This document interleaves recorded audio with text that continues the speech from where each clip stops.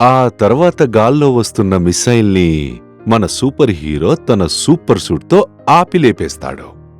ఈ రకంగా ఒకసారి మళ్ళీ సిటీలో వాళ్ళందర్నీ సూపర్ హీరో కాపాడాడు. డాడీ, ఒకవేళ మీ దగ్గర కూడా అలాంటి సూపర్ సూట్ ఉంటే ఎంత బాగుంటుందో.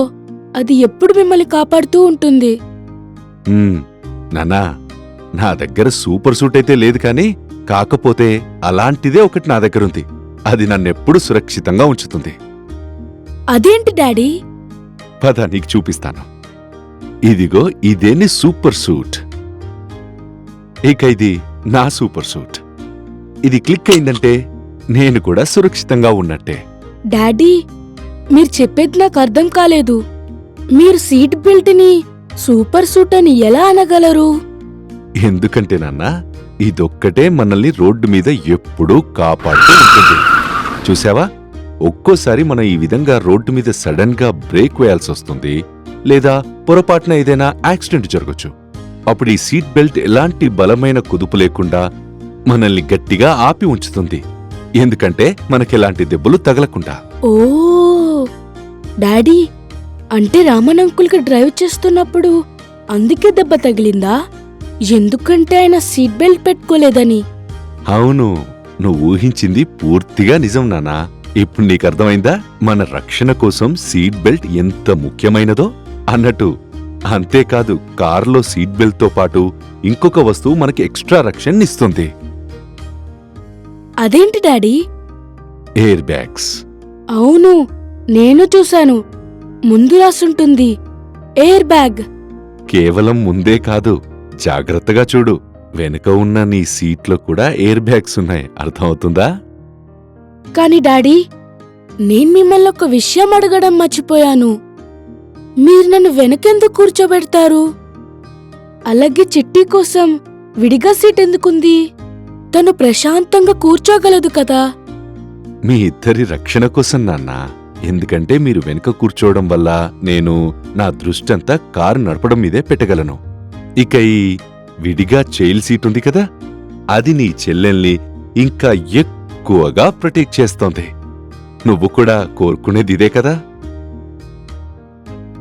ఈ పాటికి అర్థమయ్యి ఉంటుంది, కారులో సీట్ బెల్ట్ ఇంకా ఎయిర్ బ్యాగ్స్ ఈ రెండు ఎంతగా పనికొచ్చే వస్తువులో. సూపర్ సూట్ లాగా. అవును, ఒక సూపర్ సూట్ లాగే.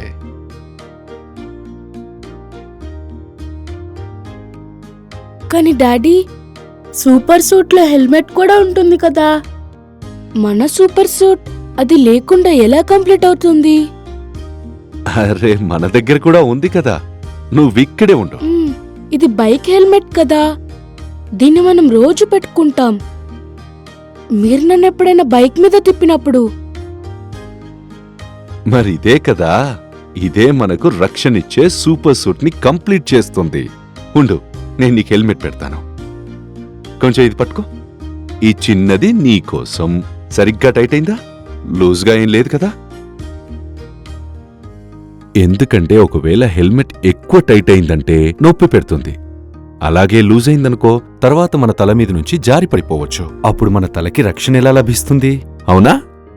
డాడీ, దీని మీద ఐఎస్ఏ అని రాసుంది. అంటే దాని అర్థమేంటి? ఏదైనా విడిగా సూపర్ పవర్ అయి ఉంటుందా? కొంచెం అలాగే అనుకో. ఐఎస్ఐ అది ఎలాంటి మార్క్ అంటే ఈ హెల్మెట్ మంచి క్వాలిటీదని చెప్తుంది, లోకల్ది లేదా తక్కువ ప్రొటెక్షన్ ఇచ్చేది కాదని. ఇక ఎప్పటిదాకా ఇది మన తల మీద ఉంటుందో అంతవరకు మనం సురక్షితంగా ఉంటాం. ఉండు, నేను కూడా పెట్టుకుంటాను. అన్నట్టు ఇది కూడా గుర్తుంచుకో, ఒకవేళ ఏదైనా హెల్మెట్ ఎక్కువ ఫోర్స్తో కింద పడితే దాన్ని మార్చుకోవడమే మంచిదవుతుంది. కాని డాడీ, ఈ హెల్మెట్ వైట్కి బదులుగా డార్క్ బ్లూలో ఉంటే ఎంత బాగుంటుందో. డార్క్ బ్లూ అయితే నా ఫేవరెట్ కలర్.